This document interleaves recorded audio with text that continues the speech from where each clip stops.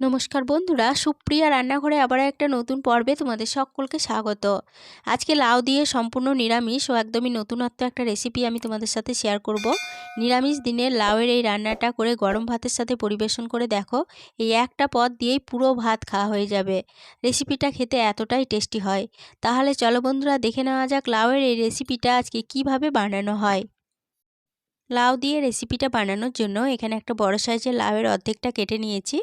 আর লাউয়ের খোসাটাকে আমি আগে থেকে ছাড়িয়ে লাউটাকে 4 টুকরো করে নিয়েছি। এখানে আমি আমার রান্নার প্রয়োজন মতো একটা বড় সাইজের লাউয়ের অর্ধেকটা রান্না করছি। তবে তোমরা তোমাদের প্রয়োজন মতো যেরকম লাউ রান্না করবে সেরকম অনুযায়ী বাড়িয়ে বা কমিয়ে নিতে পারো। আর এখানে আমি লাউটা একটা ছুরির সাহায্যে কেটে নিচ্ছি।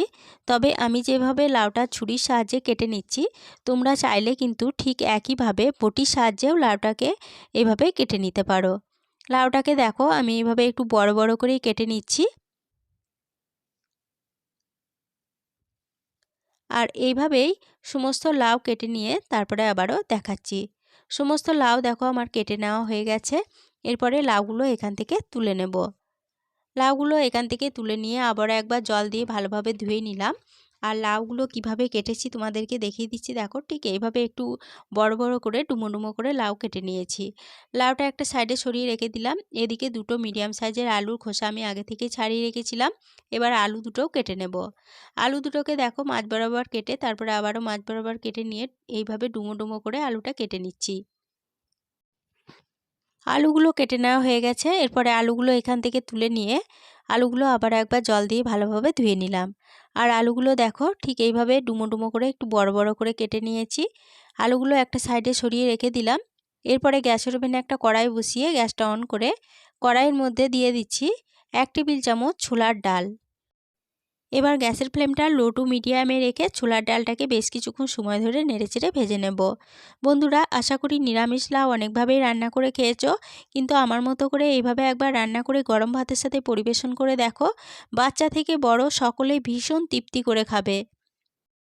বেশ কিছুক্ষণ সময় ধরে ছোলার ডালটা নেড়েচেড়ে ভেজে নিলাম। ডালটা থেকে একটা সুন্দর গন্ধ বেরোতে শুরু করেছে। আর ডালটা দেখো বেশ ভালোভাবে ভাজা হয়ে গেছে। এবার ডালটা কড়াই থেকে নামিয়ে নিলাম। এরপরে গ্যাসের ওভেনে ওই কড়াইটাই বসিয়ে কড়াইয়ের মধ্যে দিয়ে দিলাম 2 চামচ সরষের তেল। তেলে ফোড়নের জন্য দিলাম 1/2 চা চামচ 5 ফোড়ন, একটা তেজপাতাকে ছিঁড়ে দিয়ে দিচ্ছি আর একটা গোটা শুকনো লঙ্কা দিয়ে দিলাম। এবার এই ফোড়নগুলো ভালোভাবে ভেজে নেব। ফোড়নগুলো ভালোভাবে ভেজে নেওয়ার পর ফোড়ন থেকে যখন সুন্দর গন্ধ বেরোতে শুরু করে দিয়েছে, তখন তেলের মধ্যে কেটে রাখা সমস্ত আলুগুলো দিয়ে দিলাম। এবার মিডিয়াম ফ্লেমে আলুগুলোকে একটু সময় ধরে নেড়েচেড়ে ভেজে নেব। আর এই আলুগুলো ভাজা হওয়ার ফাঁকে এখানে মশলাটা রেডি করে নেব।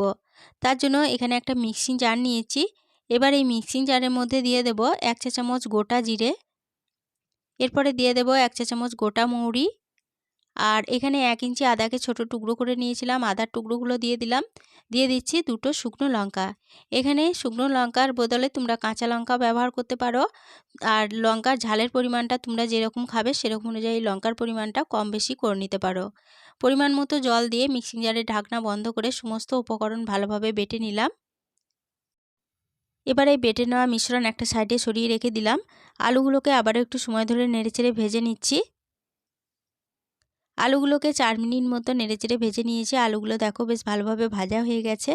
এরপরে যে মশলার পেস্টটা বানিয়ে রেখেছিলাম সেই সমস্ত মশলার পেস্টটা দিয়ে দিলাম। আর মিক্সিং জারটা ধুয়ে সামান্য একটু জল দিয়ে দিলাম। এরপরে দিয়ে দেবো 1/2 চা চামচ হলুদ গুঁড়ো। কালারের জন্য দিচ্ছি সামান্য একটু কাশ্মীরি লঙ্কা গুঁড়ো। আর একটা মিডিয়াম সাইজের টমেটোকে কেটে রেখেছিলাম দিয়ে দিলাম। এবার গ্যাসের ফ্লেমটা লো টু মিডিয়ামে রেখে সমস্ত মশলা ভালোভাবে নেড়েচেড়ে কষিয়ে নেব। এখানে আমি কাশ্মীরি লঙ্কা গুঁড়োটা শুধুমাত্র কালারের জন্য ব্যবহার করেছি। কাশ্মীরি লঙ্কা গুঁড়ো কিন্তু মশলার মধ্যে দেওয়া না দেওয়ার জন্য তরকারির স্বাদের কোনো রকম পার্থক্য হয় না। যদি তোমরা কাশ্মীরি লঙ্কা গুঁড়ো না দিতে চাও তাহলে কাশ্মীরি লঙ্কা গুঁড়োটা বাদ দিয়ে দেবে। লো টু মিডিয়াম ফ্লেমে রেখে সমস্ত মশলা মিনিট 5 সময় ধরে নেড়েচেড়ে কষিয়ে নিলাম। মশলাটা ভালোভাবে কষানো হয়ে গেছে। এরপরে এর মধ্যে দিয়ে দিলাম কেটে রাখা লাউগুলো। সমস্ত লাউগুলো দিয়ে লাউগুলো মশলার সাথে একটু নেড়েচেড়ে কষিয়ে নিচ্ছি।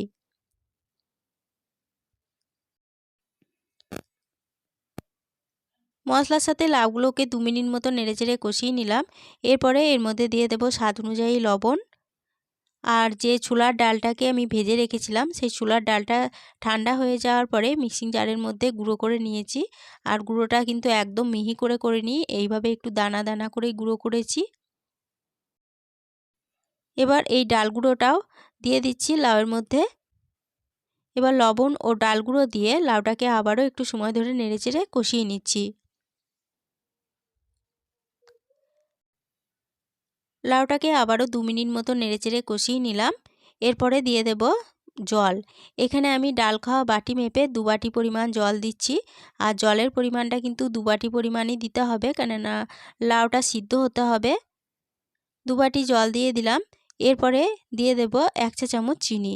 এখানে যেহেতু নিরামিষ রান্না হচ্ছে, আর নিরামিষ রান্না আমরা একটু মিষ্টি মিষ্টি খেতে ভালোবাসি বলে 1 চা চামচ চিনি দিলাম। তবে তোমরা মিষ্টির পরিমাণটা যদি কম খেতে চাও তাহলে পরে চিনির পরিমাণটা কমিয়ে নিতে পারো। জলের সাথে সমস্ত উপকরণ ভালোভাবে নেড়েচেড়ে মিশিয়ে নিয়ে ঝোলটা যখন ফুটতে শুরু করেছে তখন তরকারির মধ্যে একটা ঢাকা দিয়ে দিচ্ছি। ঢাকা দিয়ে গ্যাসের ফ্লেমটা লো টু মিডিয়ামে রেখে তরকারিটাকে বেশ কিছুক্ষণ সময় ধরে রান্না করে নেব। আর রান্নাটা লো টু মিডিয়ামে রেখে করতে হবে, কেননা লাউটা সিদ্ধ হতে সময় দিতে হবে। লো টু মিডিয়ামে রেখে তরকারিটাকে 10 মিনিট রান্না হতে দিয়েছিলাম।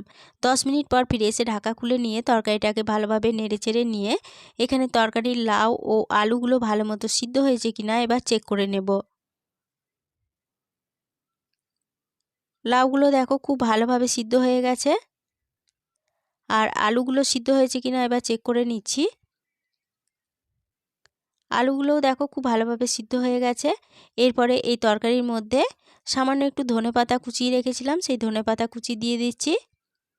আর একটা কাঁচা লঙ্কাকে ফাটিয়ে দিয়ে দিচ্ছি। এরপরে দিয়ে দিচ্ছি হাফ চা চামচ গাওয়া ঘি। এখানে আমি তরকারির মধ্যে গরম মশলার গুঁড়ো দিলাম না, তবে তোমরা যদি দিতে চাও তাহলে পরে এই সময় সামান্য একটু গরম মশলার গুঁড়ো দিয়ে দিতে পারো। এবার সমস্ত উপকরণ তরকারির সাথে খুব ভালোভাবে নেড়েচেড়ে মিশিয়ে নিচ্ছি। সমস্ত উপকরণ তরকারির সাথে ভালোভাবে নেড়ে মিশিয়ে নিয়ে গ্যাসের ফ্লেম বন্ধ করে দিয়ে তরকারিটা ঢাকা দিয়ে আরও 5 মিনিটের জন্য স্ট্যান্ডিং টাইমে রেখে দিয়েছিলাম। 5 মিনিট পর ফিরে এসে ঢাকা খুলে নিলাম। লাউয়ের তরকারি পরিবেশনের জন্য একদম রেডি হয়ে গেছে। আজকের রেসিপিটা প্রথম থেকে শেষ অবধি দেখার জন্য তোমাদেরকে অসংখ্য ধন্যবাদ। রেসিপিটা ভালো লেগে থাকলে প্লিজ লাইক কমেন্টে সকলের সাথে শেয়ার করে দিতে ভুলো না। নতুন বন্ধু হয়ে থাকলে চ্যানেলটা সাবস্ক্রাইব করে পাশে থেকো। আজকের রেসিপিটা এই পর্যন্তই ছিল। ফিরে আসবো আবার নতুন কোনো রেসিপি নিয়ে।